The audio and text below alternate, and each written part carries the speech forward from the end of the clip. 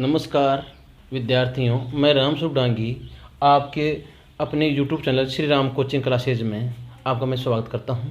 मैंने प्रश्नावली 10th class की वैदिक गणित करा दी और अब मेरी 10th क्लास की 2.1 चल रही है। 2.1 मैंने पूरी करा दी थी। आज मैं 2.2 कराऊँगा, लेकिन 2.1 में एक क्वेश्चन है 5वां, वो और देखिए विद्यार्थियों। अब स्क्रीन पे आने वाला है 5वां क्वेश्चन, देखिए। 2.1 प्रश्नावली का 5वां क्वेश्चन आने वाला है। लग गया 5वां क्वेश्चन आपका, देखिए क्या क्वेश्चन है 5वां।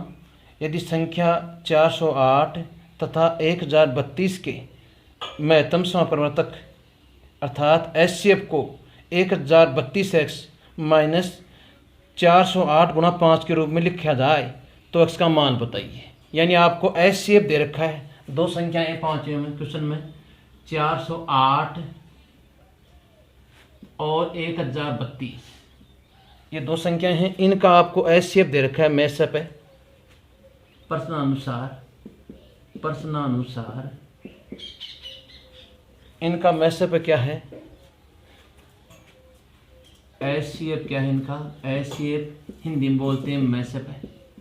वो देखा कितना, किसी व्यक्ति के 1032x माइनस 408 गुणा 5, इसको थोड़ा सा हल कर लेंगे तो एच सी एफ बराबर 1032x, तो विद्यार्थियों ऐसे के ऐसे इसको गुणा कर लेंगे। 8 पंजे 40, 5 चौका 20, नंबर्स एक दे देंगे। ये एच सी एफ तो इस क्वेश्चन में आपको दिया मिल गया, इन दो संख्याओं का एच सी एफ 408 और 1032, ये इनका एच सी एफ आपको दिया मिला है क्वेश्चन में। अब लेकिन अपने हिसाब से क्या एच सी एफ है वो निकालेंगे। तो यहाँ इनका एच सी एफ निकालते हैं 408 व 1032 का। अब मैं सब ज्ञात करेंगे, मैं सब ज्ञात करना। इसकी विद्यार्थियों भाग विधि भी थी और युक्लिड विभाजन प्रमेय का विधि भी थी, तो मैं इसको भाग विधि से कर देता हूँ किसी को। देखिए 1032 क्या है, बड़ी संख्या, इसमें भाग देंगे 408 का, भाग जाएगा 2 बार, यहाँ 2 आ गया, 2 से गुणा करो 408 को, 816 जाएगा।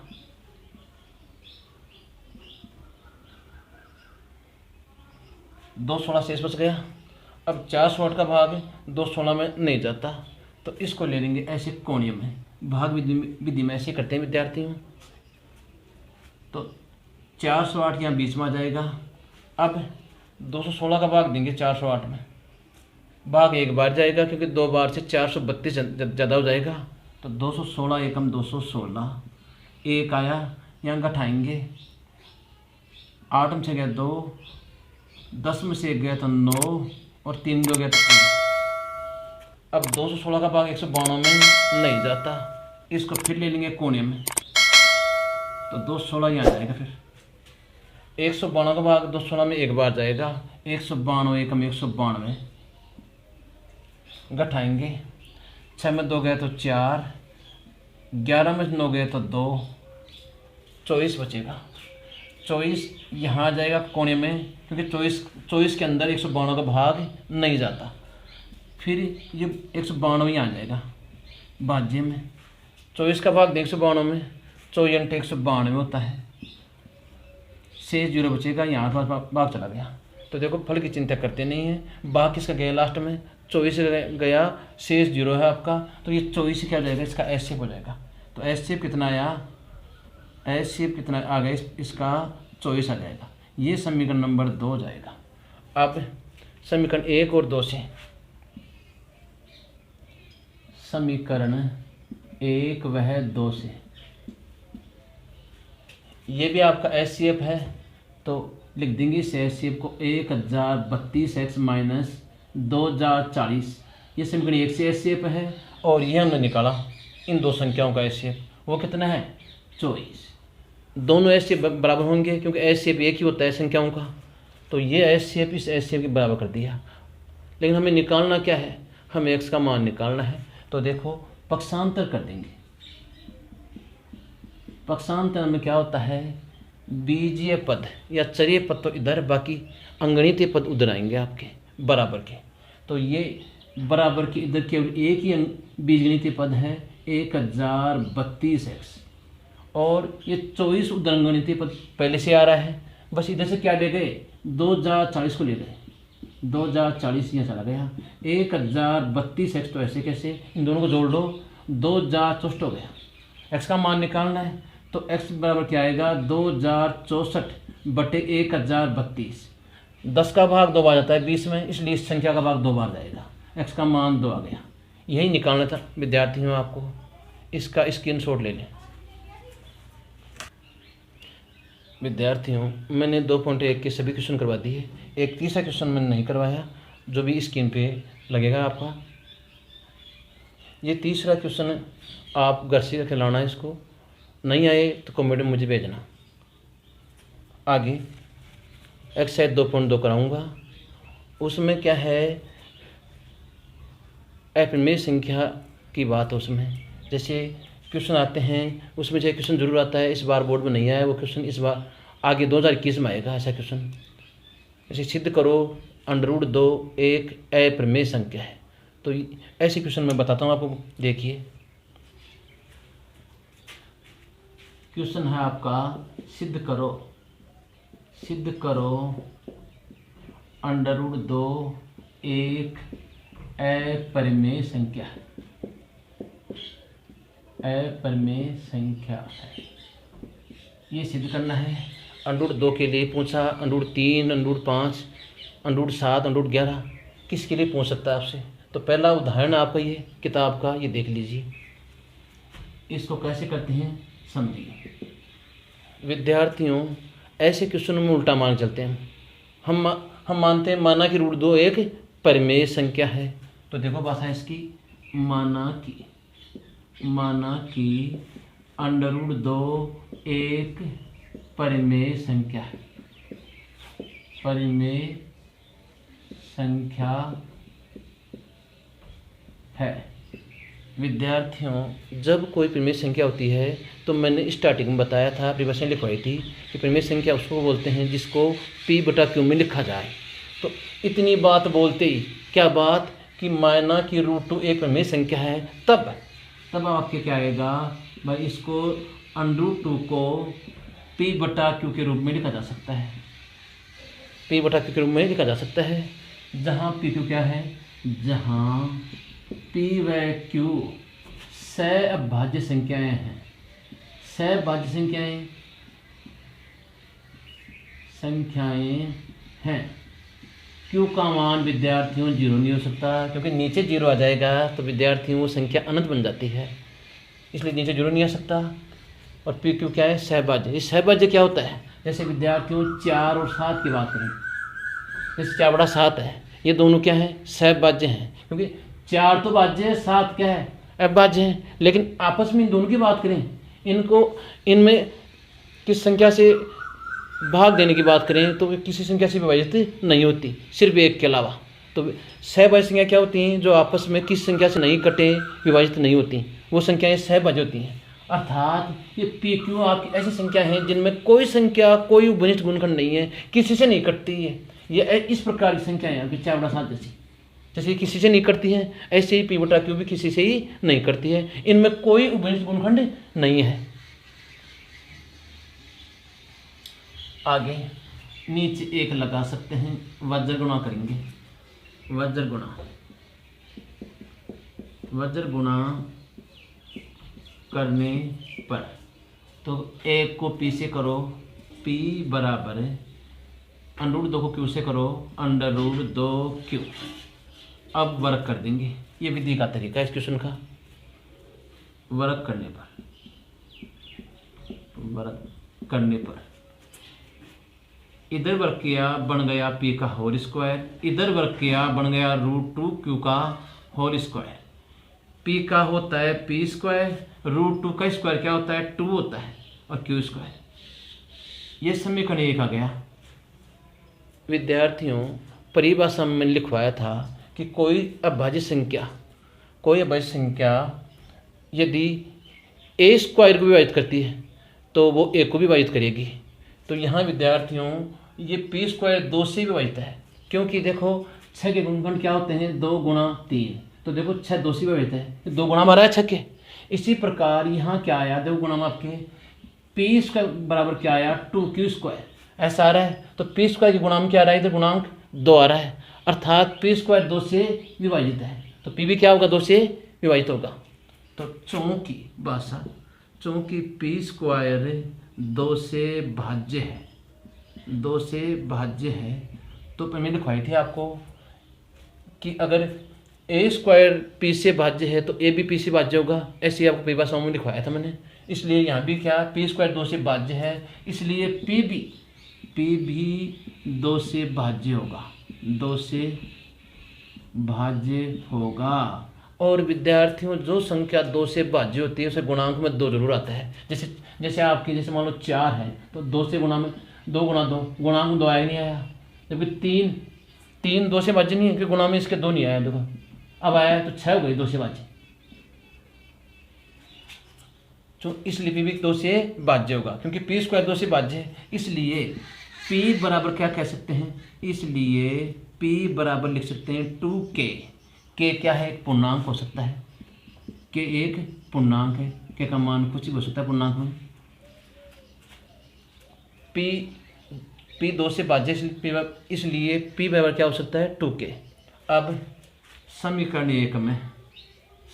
एक में पी बराबर 2k रखने पर विद्यार्थियों जब भी कोई मान समीकरण में रखते हैं उसको शुरू से पकड़ लेते हैं। समीकरण 1 का है, ढूंढो शुरू से, ये मिल गया समीकरण 1। इसमें शुरुआत कहाँ से हो रही है पी स्क्वायर से, तो पी का मान 2k, तो पी की जगह क्या रखो, ये 2k रख दो, तो 2k। अब पी के क्या है स्क्वायर है, तो 2k का क्या हो गया स्क्वायर हो गया। अब 2 ऐसे कैसे, q स्क्वायर ऐसे कैसे, इसका वर्ग करो, 2 का वर्ग कितना होता है 4, k का k स्क्वायर, यहाँ 2q स्क्वायर, काटेंगे इसको, सरल करना पड़ेगा, 2 दूनी 4, तो 2k स्क्वायर बराबर क्या आया q स्क्वायर, या आप लिख सकते हैं इसको q स्क्वायर बराबर क्या हो सकता है 2k स्क्वायर। तो यहाँ विद्यार्थियों q स्क्वायर के गुणांक क्या आ गया, गुणांक क्या है इसका 2 आ रहा है। तो लैंग्वेज चूंकि q स्क्वायर 2 से भाज्य है, इसलिए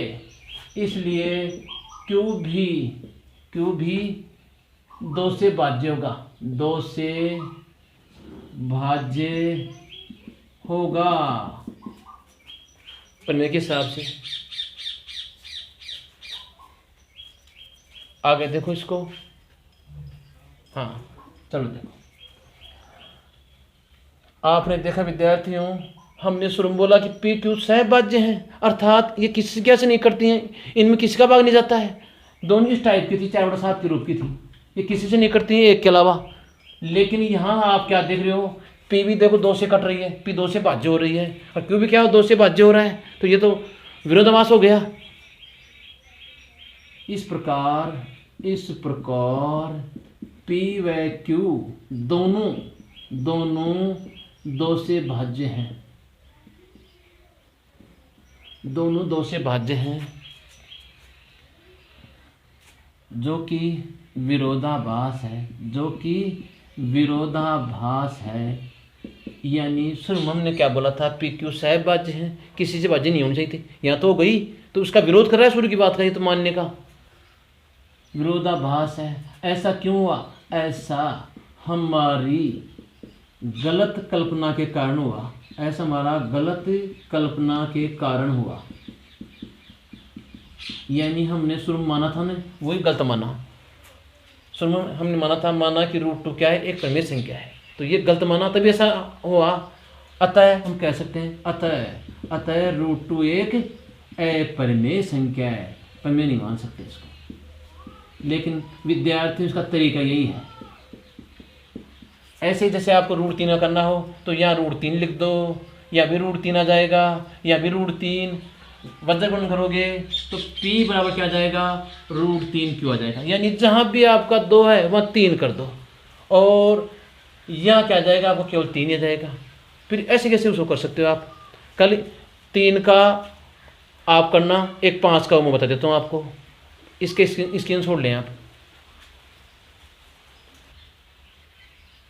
हाँ विद्यार्थियों, मैंने √2 एक अभिमेय संख्या है ये सिद्ध कर दिया, और √3 एक अभिमेय संख्या है ये आप का खिलाना और मुझे कमेंट में भेजना। अब मैं आपको √5 एक अभिमेय संख्या है ये सिद्ध करके बताऊंगा। वही तरीका है विद्यार्थियों, सिंपल है बिल्कुल। यहाँ 2 की जगह 5 ले लो, सिद्ध करो कि √5 एक अभिमेय संख्या है। तो उल्टा मानते हम, तो माना कि √5 क्या है, एक प्रमेय संख्या है। मैंने बताया था प्रमेय संख्या मानते ही हम उसको P/Q में लिख सकते हैं। यही भाषा आएगी वो की वो भाषा। तब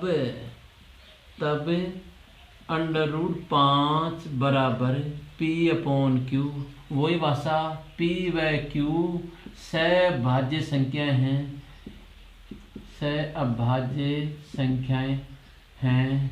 Q का मान 0 नहीं हो सकता, क्योंकि Q नीचे 0 हो जाएगा तो संख्या अनंत बन जाएगी ये तो। और सहभाज्य क्या होती हैं, फिर बता रहा हूँ, 4/7 जैसी संख्याएं हैं। 4 भाज्य है, 7 अभाज्य हैं, लेकिन आपस में दोनों कैसे हैं, ये सहभाज्य। किस संख्या से नहीं करती हैं, इनमें कोई वनिष्ठ गुणनखंड नहीं है, तो यहाँ भी कोई वनिष्ठ गुणनखंड नहीं है। लेकिन हम सिद्ध कर देंगे वनिष्ठ गुणनखंड हैं, जो कि क्या हो जाएगा, विरोधाभास हो जाएगा। देखिए कैसे, वही तरीका, नीचे आप 1 लगा लें और वज्र गुणा कर दें। ये भाषा रट लें, बार बार इसकी प्रैक्टिस करेंगे आपको अच्छी तरह समझ में आ जाएगा, बिल्कुल दिक्कत नहीं आएगी। देखिए वज्र गुणा किया, P को 1 से किया, P आएगा, √5 को Q से करो तो √5Q वर्ग कर दीजिए विद्यार्थियों। वर्ग करने पे क्या आएगा आपका, P का बन गया होल स्क्वायर, √5Q का क्या हो गया, होल स्क्वायर हो जाएगा। किया इसका वर्ग, बन गया P², ये क्या आया, ओनली 5 आ जाएगा, क्योंकि √5 का वर्ग करने से क्या आएगा, ओनली 5 आएगा, क्योंकि आधी घात 2 से गुणा करो, एक घात बचेगी। और Q का Q² नंबर 1, वही तरीका। अब विद्यार्थियों P² के बराबर गुणांक में क्या आ रहा है, 5 आ रहा है। पहले 2 आया था तो 2 से भाज्य था P², अब P² के गुणांक में 5 आया, तो वही भाषा, चूंकि P² 5 से भाज्य है, 5 से भाज्य है, इसलिए P भी 5 से भाज्य होगा, 5 से भाज्य होगा। अगर कोई संख्या 5 से भाज्य है तो उसमें गुणांक में 5 आएगा, इसलिए यहाँ P बराबर कितना आएगा, 5 के आ जाएगा। अब P बराबर 5 के समीकरण 1 रख देंगे, तो P बराबर 5 के समीकरण 1 में रखने पर समीकरण 1 को शुरू से पकड़ लिया जी, ये रहा, ये समीकरण 1 आपका। P का मान कितना, 5 के, तो 5 के P का मान रखा, लेकिन P के क्या है, स्क्वायर है, तो 5 के क्या हो जाएगा, स्क्वायर हो जाएगा, बराबर 5Q², तो 5Q²। खोलेंगे इसको, 5 का वर्ग किया 25, 25 के स्क्वायर आ गया, इधर 5Q² आपका ऐसे कैसे काटेंगे, 5 के बाद इसे 5 एकम 5, 55 25, तो क्या आया, 5 के स्क्वायर बराबर क्या आया, ओनली Q²। इसलिए अब Q² बराबर क्या हो जाएगा, 5 के स्क्वायर।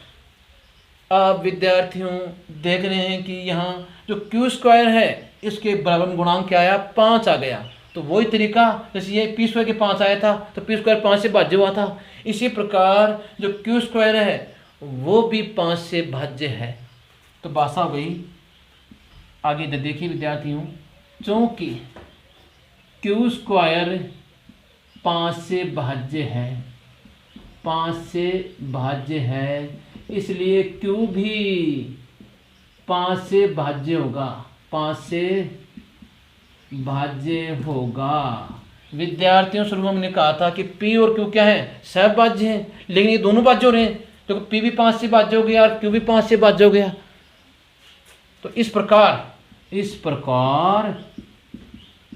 P व Q दोनों 5 से भाज्य हैं, दोनों 5 से भाज्य हैं, जो कि विरोधाभास है, क्योंकि शुरू में हमने क्या माना, सहभाज्य माना है, ये तो भाज्य हो रहे दोनों, जो कि विरोधाभास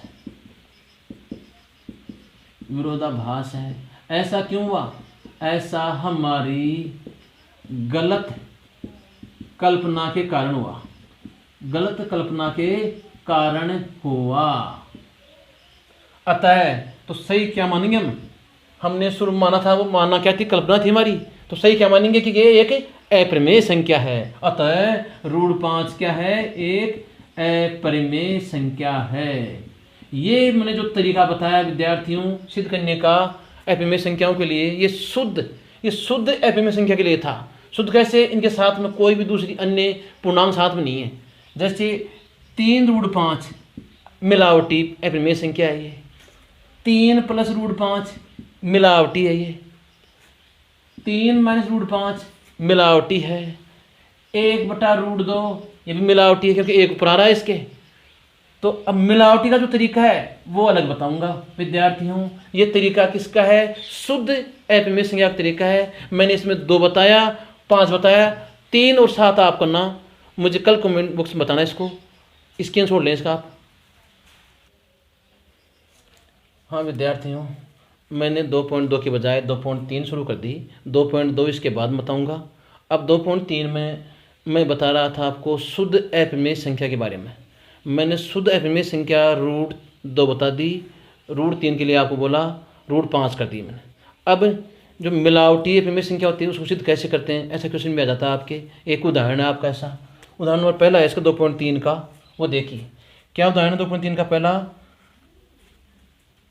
सिद्ध करो, 2.3 का पहला उदाहरण है, सिद्ध करो कि 7√5 एक अपरिमेय संख्या है।